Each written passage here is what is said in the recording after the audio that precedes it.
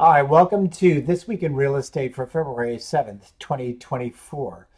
And in this quick little video, what we're going to do is we're going to look at what are the economists actually looking at in Canada. So in terms of their outlook, the biggest thing that they're going to be dealing with is the pundits are going after sort of what did Tiff Macklin say at the Bank of Canada meeting. So in the Bank of Canada meeting, the really interest that they're drawing from is the fact that they omitted using the pat phrase of reserving the possibility of future rate increases. So what this wound up doing is this injected some positivity into the market. However, the biggest problem with that, while it does inject positivity into the message from the Bank of Canada, is that the reduction of inflation has to be consistently and presently in place. We're not really seeing that at this moment. So, what's an economist to do? So, one of the things that actually most of them from RBC and CIBC are taking a look at is the fact is that they're adopting a wait and see attitude, which is typical of the Bank of Canada as well. They're not making any real serious predictions. So they're all, though, hopeful. So the positive message is that we think that maybe the economists are saying that we're going to be out of this sort of dark tunnel of high interest rates come the end of summer or maybe the beginning of summer. They just don't want to make any real predictions at the moment. But the thing about that message not being in Macklin's address is that the Bank of Canada is essentially seeing some wins. Their policies of higher interest rates and raising them very quickly is starting to show the economic functions that they wanted to. They wanted to see a slow GDP growth. They wanted to see a reduction, a significant reduction in inflation. And they also wanted to see an increase in unemployment.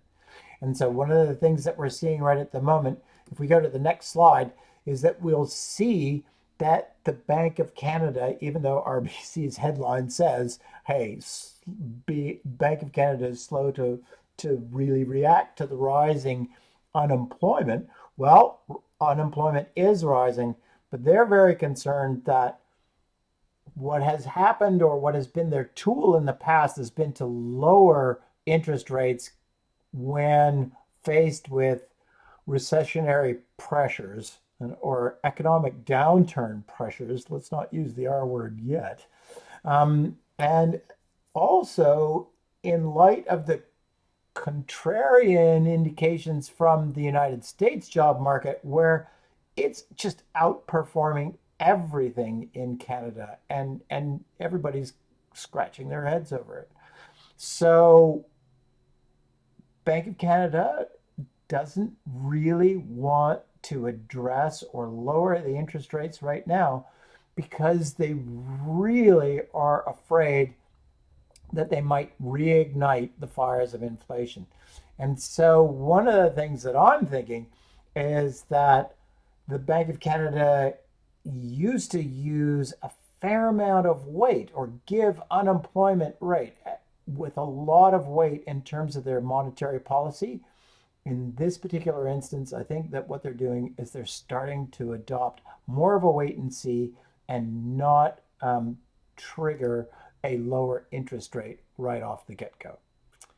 So as mentioned in terms of the differences between the US and the Canadian economy, if we actually take a look at what the Federal Reserve has been doing in the United States versus what Canada is doing in the United States, we can actually see that our economies are, really so tightly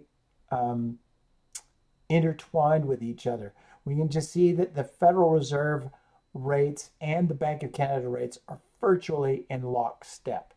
And the prediction, as you can see in the slide here from RBC as well, is that they they are forecasting a lower rate.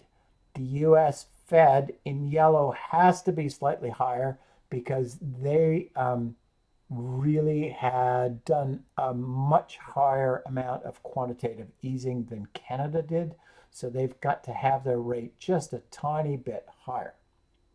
So that's kind of what the economists are looking at. That's what kind of their rates are.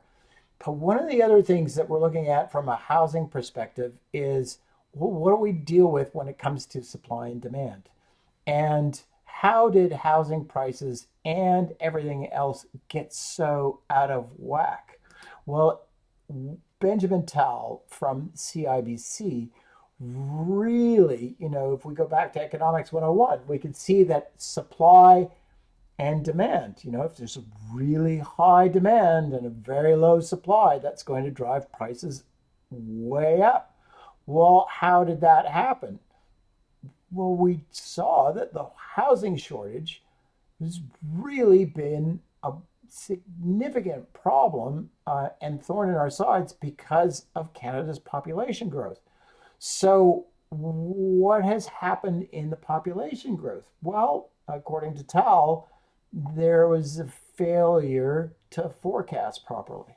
And so the significant failure there is actually been pretty helpful. So rather than seeing the bottom fall out of the real estate market, the additional population that has been in this country has actually helped buoy all of the rates that you would normally see in terms of the rental, in terms of the dollars that you would get for your normal rental. One of the things that you're not seeing is you're not seeing a significant reduction in the price of a lot of entry-level houses, i.e. the condominium market. And some of those areas that are outside of the GTA, we're also seeing reasonably stable rather than gigantic price reductions that they were seeing in other parts of the world, such as Australia and the UK, where they were significantly hit harder than we were, and especially within the GTA. So let's take a little further example of this and talk about where the big miss was. So as Benjamin Tal pointed out in CIBC, that the forecast for new permanent residents was completely off base. And the forecast, of course, was done in 2013, so significantly longer time ago. But that forecast was that we were supposed to have about 38.5 million people. Well, we hit over 40 million in 2023. So it was completely wrong. I have a feeling that the text in the CIBC graph should have been 2023 rather than 2013. But in terms of that, what we've got is we've got a huge amount of non-permanent residents that have come into the marketplace and have actually wound up buoying the housing supply. So the problem really boils down to planning, and the Immigration, Refugee and Citizenship Canada, Stats Canada, and CMHC probably weren't talking to each other. They probably didn't get together and have a simple meeting and hash this out. So that's kind of a good news, bad news situation. The good news is that it helped buoy our prices and our real estate prices and within this real estate market that we call Toronto. The bad news is that somehow we've got to backfill that supply. So how do we get that backfill of that supply?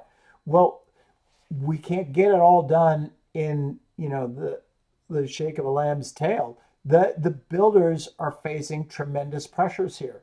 So where are these pressures coming from? Well, the pressures are coming from all avenues at them. So municipalities are seeing that developers and developments have been a cash cow.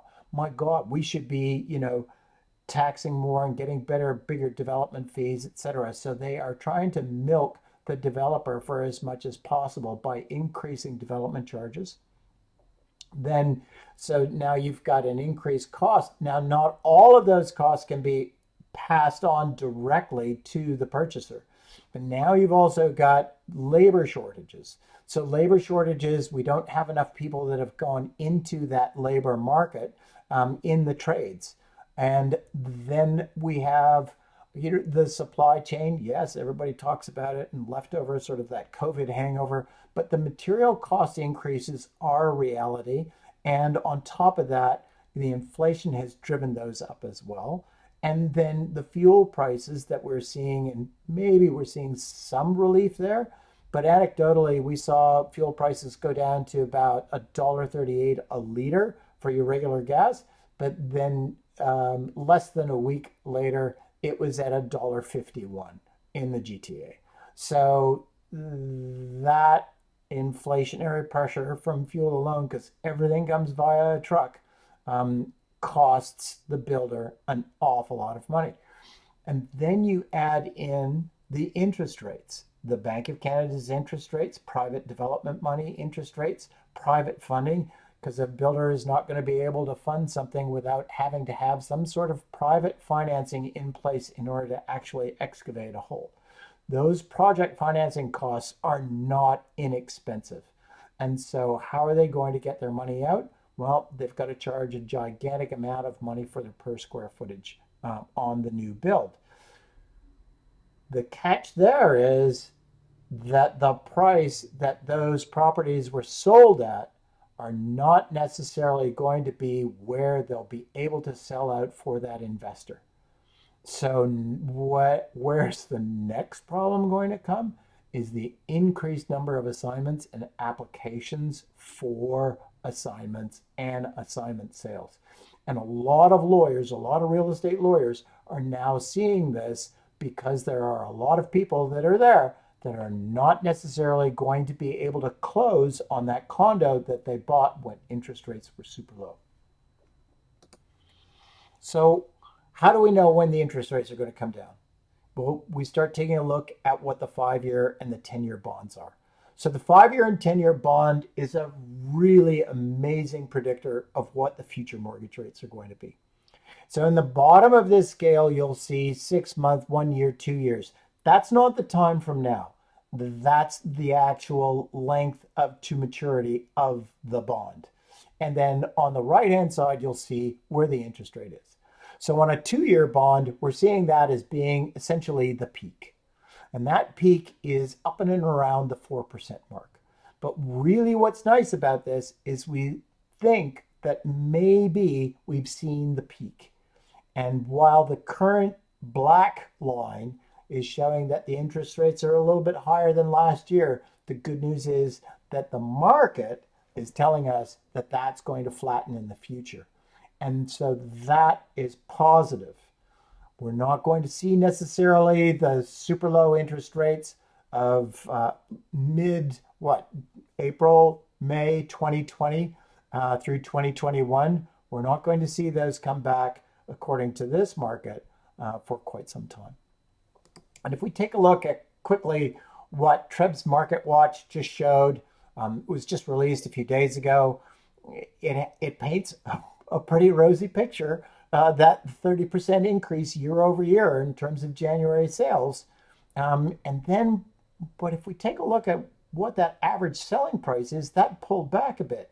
So more sales, but a lower price.